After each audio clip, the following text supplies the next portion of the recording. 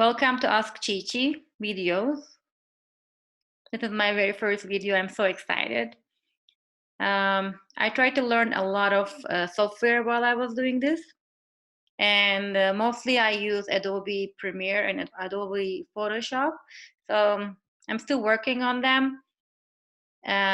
Be merciful. There are some mistakes in editing and I will try to work on them. But I have only once a week. I have one day. And in that day, only a couple of hours to work with for this project. So it will take longer time than normal. In this video, we tried to look into some answers for how to manage my household. And when I first came to this country, I also had a problem to understand how credit card works.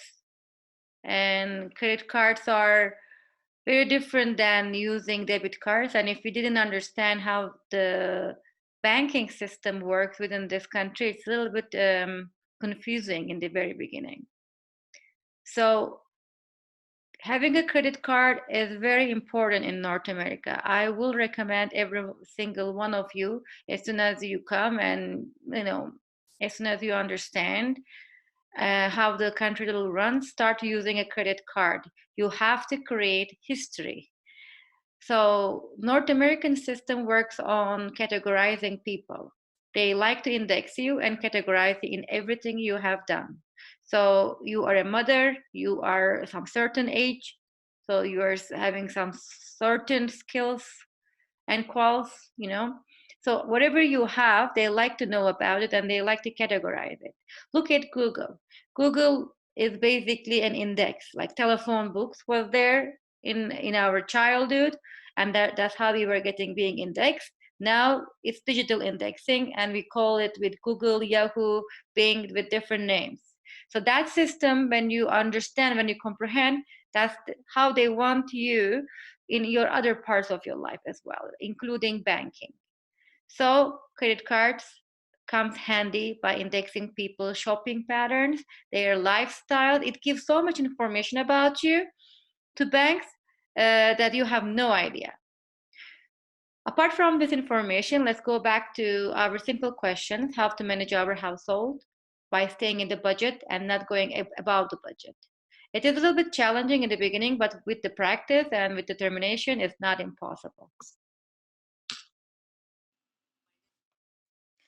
So my budget is, let's assume for the example, $2,000. So I have to stay within my $2,000 budget.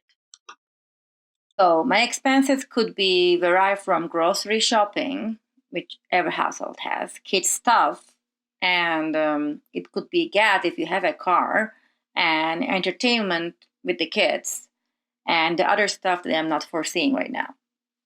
So as the person in the house, what I did was every 10 days, I'll check my credit card and I'll see I have some money I spent there. And then I would not like that. And I will transfer it to my bank account, right away the money, and zero my credit. Again, after, some time will pass like 10 days. And then I will again check my bank and I'll see I have some expenses there. And I will do that all over again, transferring the money to my bank, and by this way, zeroing my credit. So at the end of the 30 days, when my real bank statement came and I just realized I spent $900, I thought, that's not much. That's okay. I was happy. And I thought I did a good job. But I was wrong.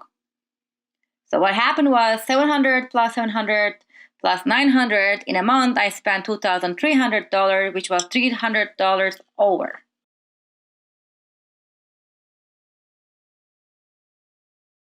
A couple of things I have done to correct it. One of the first one was finding the right app that can help me with my finances. And this was Mint, as you can see, mint.com. This is a nice app. You can actually enter your credit card information into it, and it will give you all your budgeting and how much your money you have in your accounts and how much money you're left with. Every single time you make an expensive, it will actually send you a notification saying that you spend this much money. Now your total number of money that you are left with is this. So you have an understanding of how much more you can spend and how much more maybe you should just conserve for that month. So this app really helped me out, and eventually this app is in line with QuickBooks. If you ever open family business or any kind of thing, this will also help you out to follow up your expenses as well. It also shows you a graph like this, which shows your monthly spending in terms of where are you doing. So if that month you have more shopping, maybe you should, a little bit change your expenses patterns and move it. One thing I'll tell you honestly, which is this is all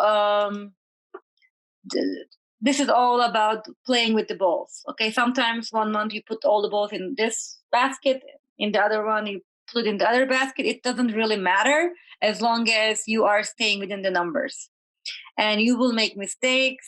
You have to be patient with yourself, and your partner has to be understanding with you. Just don't give up. Nobody learned it in the first go. That's it for this week. And I'm going to propose for the next. Hey guys. All right. We have come to the end of this video that I prepared. I know I made some mistakes in the video editing, but I am going to improve. As I said before, every video will be better than the previous one.